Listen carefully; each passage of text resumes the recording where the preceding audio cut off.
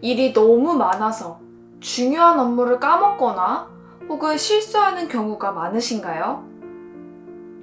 일의 순서를 어떻게 정해야 될지 고민이 되시나요?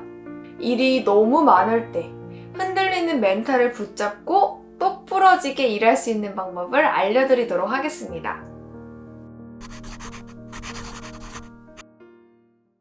일을 쳐내듯이 해야 되고, 그렇게 하다 보면 실수도 하게 되고, 그 가운데 멘탈까지 흔들리게 되는 경우, 혹시 경험해 본 적 있으신가요? 일이 너무 바빠서 출근과 동시에 퇴근까지 화장실도 제대로 가지 못하면서 일을 하게 되는 때가 있습니다. 그럴 때 시간은 진짜 빨리 가는데 너무너무 숨이 막히는 것 같아요. 이럴 때일수록 진짜 제대로 정신 차리고 일하지 않으면 정말 큰 실수를 하게 되는 경우들이 생깁니다. 정신 똑띠 붙잡고 일을 잘 정리해 나가는 게 매우 중요한 거죠. 그래서 오늘은 이렇게 업무가 너무 많을 때 정신을 붙잡고 똑 부러지게 일할 수 있는 방법을 함께 알아가 보도록 하겠습니다. 첫 번째, 해야 하는 일들을 시각화하기. 첫 번째는 해야 하는 일과 그에 대한 우선순위를 시각화해서 만들어 놓는 겁니다. 업무를 하다가 멘탈이 흔들리게 되는 경우 중 하나가 내가 하던 업무에 갑자기 다른 업무가 생기면서 업무의 우선순위가 무너지게 되는 경우인데요.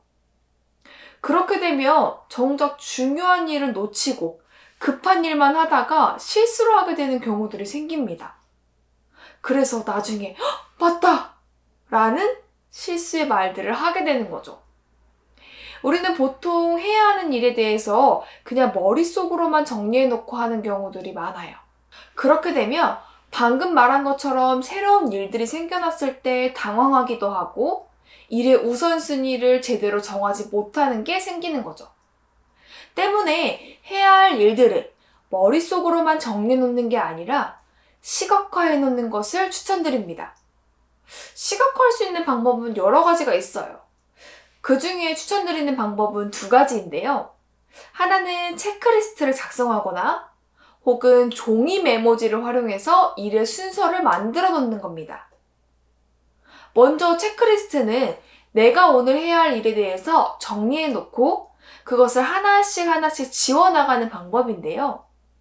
저 같은 경우에는 출근을 하면 바탕화면에 메모장 하나를 열어놓습니다. 그리고 거기에다가 써놓는 거죠. 오늘의 해야 할 일. 이렇게 써놓으면 내가 해야 할 일이 한눈에 보이고 그리고 그게 완성될 때마다 하나하나씩 지워가면서 남은 일들도 정리가 되고 어떤 걸 해야 될지도 알게 되겠죠. 그 다음은 종이 메모지를 활용한 시각화 방법인데요. 내가 해야 하는 일을 메모지에 하나하나씩 적어서 그거를 중요도에 따라 혹은 빠르게 처리해야 되는 순서에 따라서 위에서부터 정리해 놓는 거죠. 그렇게 되면 가장 위에 있는 것부터 해서 하나씩 마무리를 해나가는 방법을 사용하게 되는 겁니다.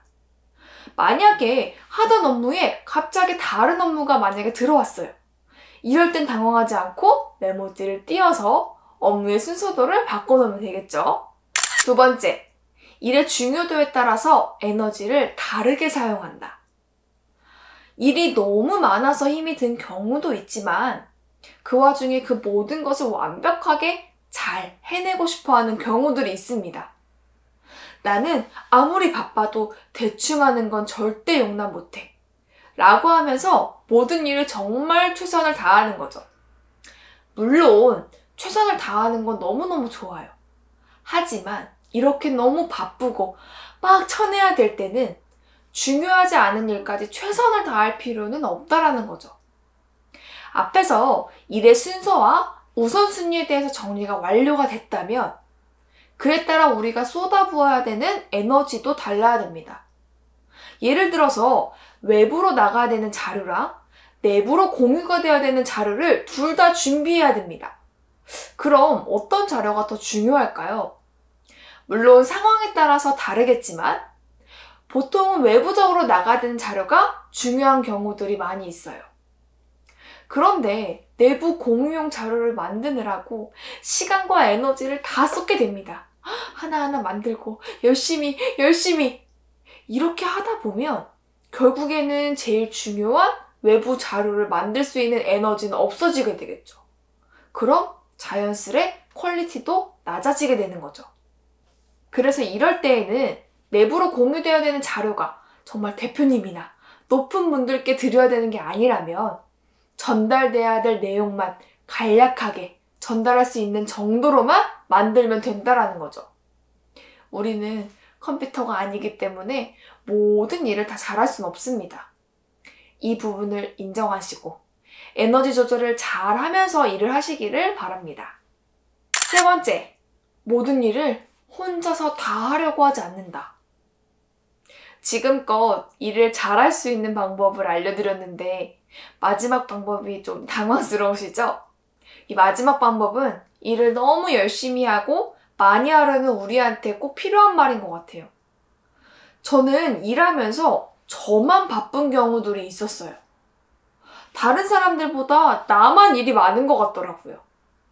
근데 이렇게 일을 하기 시작하니까 다른 사람들보다 내가 더 일을 많이 하게 되고 모든 일들의 담당자가 나이고 그럼 결국 내가 다 처리해야 되는 악순환이 발생하게 되더라고요.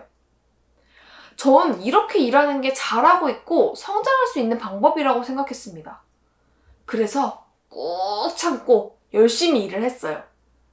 근데 이게 잘하는 게 아니더라고요. 결국 저 한 사람이 문제가 생겼을 때 팀 자체가 흔들리게 되는 구조가 되어버리니까 그만큼 위험해진다는 걸 알게 되었습니다.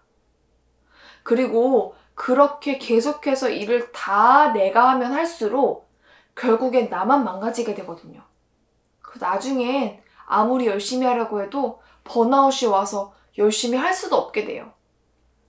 만약 우리 팀 전체가 나랑 똑같이 다 바쁘다 라고 한다면 팀 자체에서의 프로세스를 효율적으로 바꿔야 되겠지만 만약 그렇지 않고 나만 바쁜 것 같다. 다른 사람들은 괜찮은데 나만 이런 것 같아. 라고 하시면 이 부분들은 팀원들에게 공유해 주시는 것이 매우 중요합니다. 그리고 그걸 내부적으로 잘 조정을 해서 나누는 게 매우 중요해요. 이렇게 생각하실 수도 있을 것 같아요. 내 일을 남한테 떠넘기는 거 아닌가? 이런 생각이 들어서 불편하실 수는 있지만 결국엔 팀 전체를 위한 거니까 불편해하지 마시고 잘 분배해 주세요. 모든 일을 다 한다고 해서 잘하는 건 아니거든요. 일이 너무 많아서 쳐내듯이 일을 하다가 실수도 하게 되고 또한 일은 줄어들지 않게 되고 이럴 때 여러분들의 멘탈도 붙잡고 또 부러지게 일할 수 있는 방법에 대해서 알려드렸습니다. 그럼 다시 한번 정리해 볼까요? 첫 번째, 해야 할 일을 시각화한다. 두 번째, 업무의 중요도에 따라 에너지를 다르게 사용한다. 세 번째, 모든 일을 다 내가 하려고 하지 않는다. 바빠도 너무 바쁘죠. 진짜 고생 많으셨어요. 이렇게 바쁜 생활 가운데 쉴 땐 잘 쉬고 먹을 땐 잘 먹고 그래야지 또 일의 능률과 효율도 오르니까 여러분을 지켜가시면서 일하실 수 있기를 바랍니다. 진짜 그 숨막히는 현장에서 일하시느라 정말 고생 많으셨어요. 당신도 나도.